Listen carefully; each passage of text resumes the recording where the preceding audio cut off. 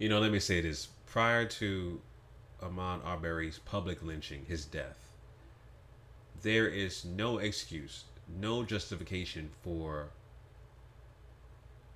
what he did, okay, prior to his death. Meaning that if he committed a crime, I don't care if he broke into someone's house, I don't care if he did any kind of criminal activity, all right, outside of murder, outside of that, I would say anything outside of that did not justify him being publicly lynched in that Georgia white supremacist neighborhood that he was jogging in.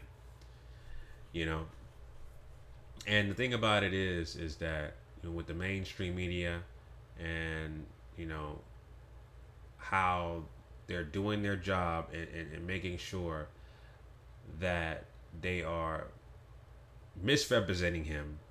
Not only that, but demonizing him, pulling out anything under the rock, anything negative that he did prior to his death, whether it be a traffic ticket, right, a non-criminal traffic ticket, him stealing a candy bar at a store, at a convenience store, anything like that, they're gonna pull out of the woodworks and talk about it negatively, right? And they also mention about him going on campus at his school and being on probation for 5 years. They brought that up. Yeah, it says here he was in high school, sentenced to 5 years probation as a first offender on charges of carrying a weapon on campus and several counts of obstructing a law enforcement officer, the paper reported. So all of this stuff is going to be used against him in court. Okay? He's already being painted as a criminal, as a thug, right? Being demonized as that. And they're going to use his additional footage of reportedly him going into a vacant house, a vacant property, um, in the same neighborhood, right? And they show footage of him going inside, going on the property, and then going out later on. Um, did not take anything. It did not break into the home or anything like that. So they're going to use this against him as well. And so, of course, again, like I said before, in the eyes of white supremacy, this is justifiable homicide, right? This is justifiable homicide. And I could just see right now, these guys, these white supremacists, the father and son, they're going to say that they were in fear of their lives, their life was in danger. There was a report of break-ins in the area, and he fit the so-called description, which is, of course, racial profiling, right? And they're going to say that in court. They were in fear of their lives, and they wanted to protect their neighborhood. And, of course, you have these white supremacist militia groups and everything, everybody else, creating GoFundMe pages, crowdfunding sites to protect these white supremacists, right? I saw one group using Christianity as a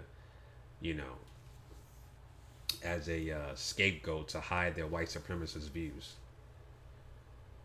right? So, again, man, all of this, all of these things are going to be used against him in court. All right. Don't be surprised. I mean, we've seen this before. Don't get disappointed. The pattern is always this, right? We're going to continue to see unarmed black men, women, and children being publicly lynched. It's going to continue to happen. Justice is not on our side. It never has been, right?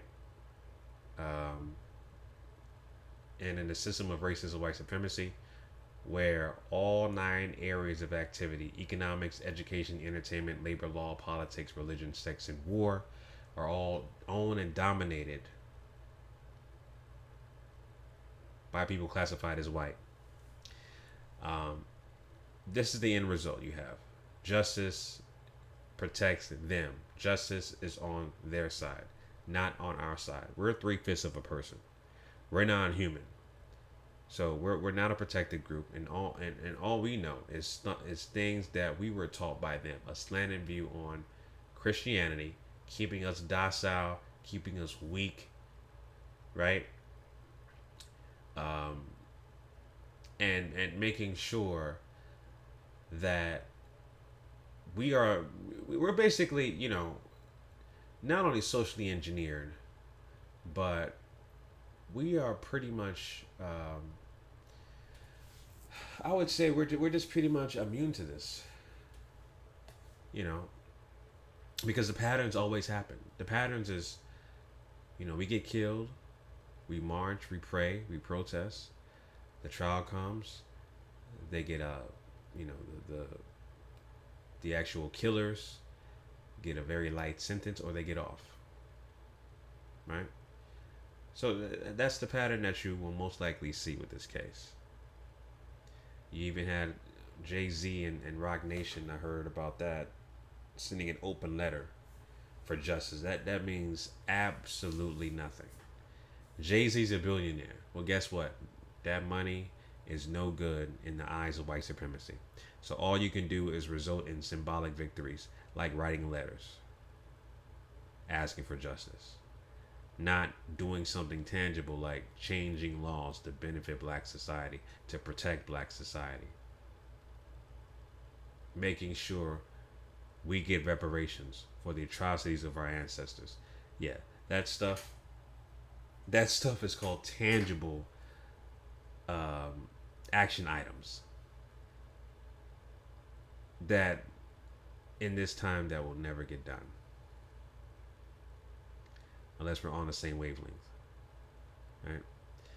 So, those are my thoughts on that, man. He's like I said, Ahmaud is already being demonized and painted as a criminal.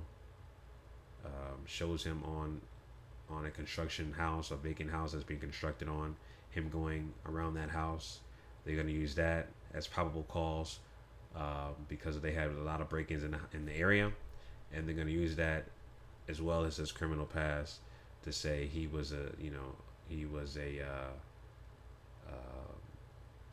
criminal, and his homicide or public lynching was justifiable. All right, so don't be surprised by that, family. Don't be surprised by that.